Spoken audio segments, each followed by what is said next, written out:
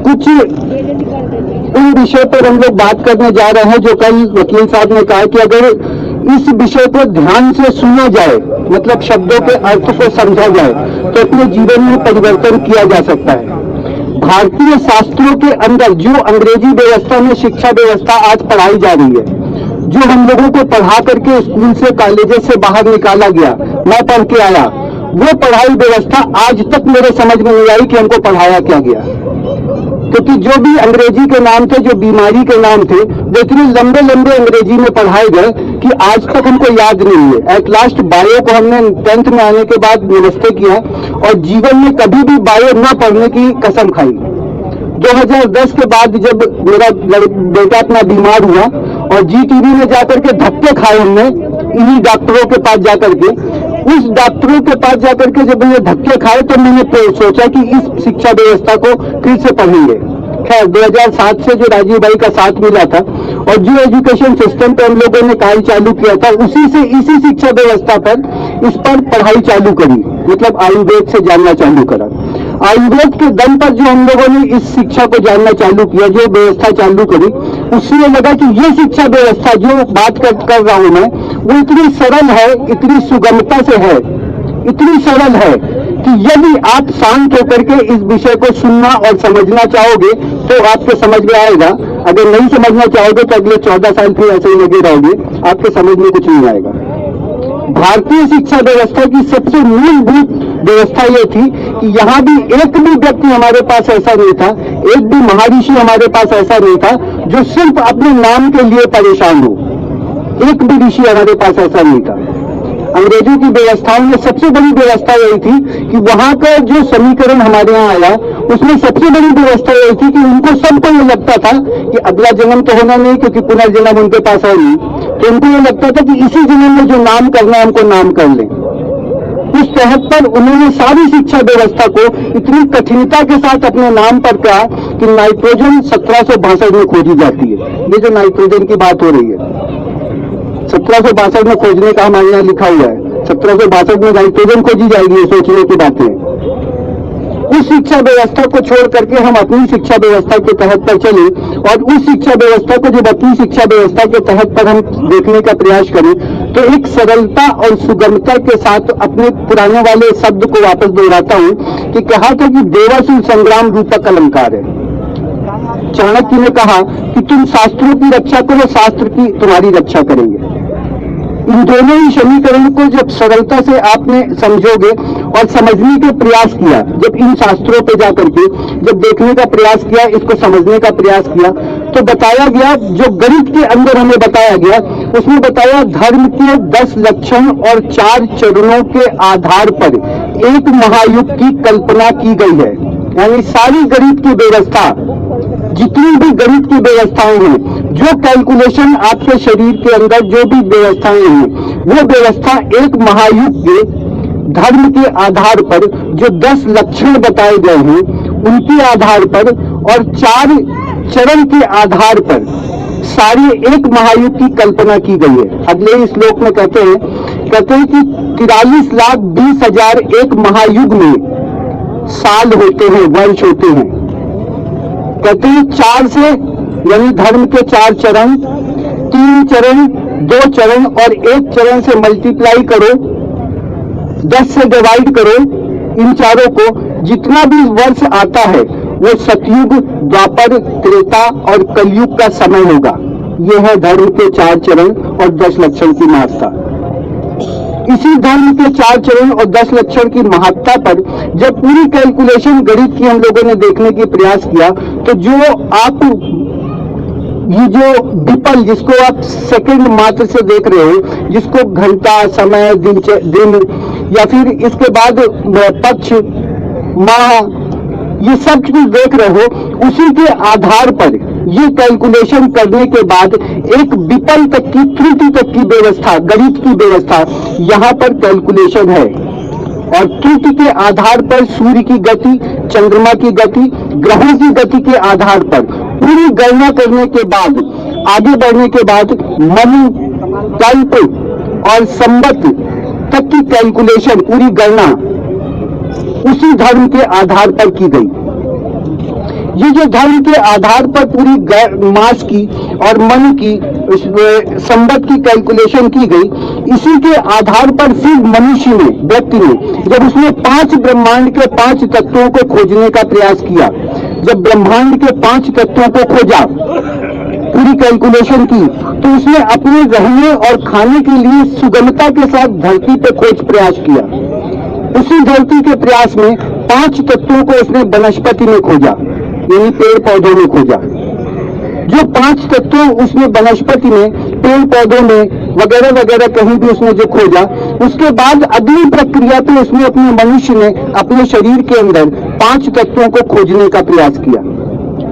जो 5 तत्व उसने क्षिति, जल, पावक, गगन, शमीरा के तहत पर खोजा। खोजने के बाद इसी दिनचर्या की जो गणित थी, जो वैदिक गणित की बार बार बात करते हैं, जो धर्म के अनुसार कर्म की व्याख्या की कैलकुलेशन की गई, उसी गणित के आधार पर पूरी गणना के साथ में फिर उसने शरीर की कैलकुलेशन जोड़ना प्रारंभ किया। और जोड़ वो यहाँ तक है कि शुक्ल पक्ष की जो पहली तिथि होती है, दूसरी तिथि होती है और तीसरी तिथि होती है, सुबह सो के उठने के बाद यदि आपकी दाईं नाक प्रारंभ नहीं होती तो आप समझ लीजिए कि कोई नया रोग आपको आने वाला है। यहां तक की कैलकुलेशन है भारत के शास्त्रों में, ये भारत की गणित के अनुसार, भारत के आयुर्वेद में कैलकुलेशन है। उसी तरह से कृष्ण पक्ष में यदि प्रथम, द्वितीय और तृतीय तिथि के में आपकी बाईं नाक पहले नहीं चलती, मतलब बायां शरीर प्रारंभ नहीं होता, तो आप समझ लेना कि 15 दिन के अंदर आपको नया कोई रोग उत्पन्न होने वाला है। ये गणना इसी गणित के आधार पर, इसी पूरी कैलकुलेशन के आधार पर, इसी धर्म की कैलकुलेशन के आधार पर की गई है। जिस धर्म के आधार पर इतने ज्यादा प्रत्यारोपण चल रहे हैं, उसी धर्म की गणित के आधार पर ये पूरी की पूरी गणना मन, कल्प और संवत तक की पूरी कैलकुलेशन है। मतलब सूर्य कैसे चलता है, पृथ्वी और सूर्य के ग्रहों के बीच में क्या संबंध है, ये सारी की सारी कैलकुलेशन, सारी गणना, सारी मैथ, सारी की सारी मैथ इसी आधार पर की गई है। और इसी आधार की कैलकुलेशन को जो हमने बताया, हमने पहले कहा कि देवासुर संग्राम रूपक अलंकार है, जिसका अर्थ ये होता है कि देवासुर संग्राम रूपक अलंकार का मतलब है कि देवताओं का, तो जब चंद्रमा नहीं होता या चंद्रमा की रोशनी कम होती है या चंद्रमा अपनी गति पर पूरी नहीं होता, किसी भी अवस्था पे जब सूर्य अपने तेज होता है तो वो समय देवताओं का होता है, क्योंकि कोई भी वायरस, कोई भी कीटाणु, कोई भी विषाणु उस समय जन्म नहीं ले सकता। उसी तरह से जब चंद्रमा का समय होता है तो कोई भी कीटाणु, कोई भी विषाणु उसमें चंद्रमा की गति के अनुसार जन्म लेता है।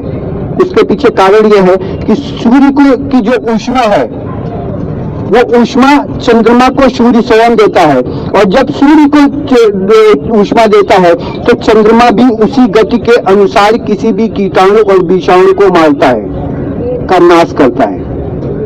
तो अब आपको ये देखना होगा कि जब आप प्रथमा, द्वितीय और तृतीय शुक्ल पक्ष और कृष्ण पक्ष के अनुसार देखोगे तो फिर कभी बात करेंगे कि उसी कैलकुलेशन के अनुसार जब आप शुक्ल पक्ष की एकादशी पड़ेगी तो आप जरा कैलकुलेशन करके देखना कि आपकी बाएं स्वर चल रहा है कि दायां स्वर चल रहा है। इसी कैलकुलेशन को करके देखना कि जब कृष्ण पक्ष होता है तो आपका बायां स्वर पहले चलता है कि दायां स्वर चलता है। अब दोनों कैलकुलेशन को करने के बाद आपको यह पता चलेगा कि पानी की कितनी मात्रा एकादशी वाले दिन आप शरीर को एक्सेप्ट करते हो, नहीं करते हो तो कैसे बीमारी में या रोग उत्पन्न होता है। ये कैलकुलेशन हमारे भारतीय शास्त्रों में, यहाँ तक की गणनाएं हमारे भारतीय शास्त्रों में है, जिसको अंधविश्वास बता करके बंद कर दिया गया, बिल्कुल अंधविश्वास बताया गया। उसी अंधविश्वास के पन्ने के तहत पर हम लोग आगे जब खोलने चालू करें तो आप ऐसे समझिए कि स्वास्थ्य की परिभाषा दी गई है। हमारे आयुर्वेद के अंदर स्वास्थ्य की परिभाषा है। वो कहते हैं दैहिक, दैविक, भौतिक, तापा, इन चारों ही दैहिक, दैविक और भौतिक, इन तीनों प्रकार के तापों से जो व्यक्ति व्यसनों से मुक्त हो, इन तीनों ही प्रकार की जो समस्याएं जिसके सामने ना हो, वही पूरी तरह से स्वस्थ है। अब दैहिक और दैविक तो बात अलग है, लेकिन जो दैहिक तापा है जो शरीर के द्वारा ताप है, उसमें एक समीकरण ये भी है कि कहते हैं कि कल रात यूं कहने लगा मुझसे गगन का चांद कि आदमी भी क्या गजब का जीव होता है, मुश्किलें अपनी बढ़ाता आप फंसता है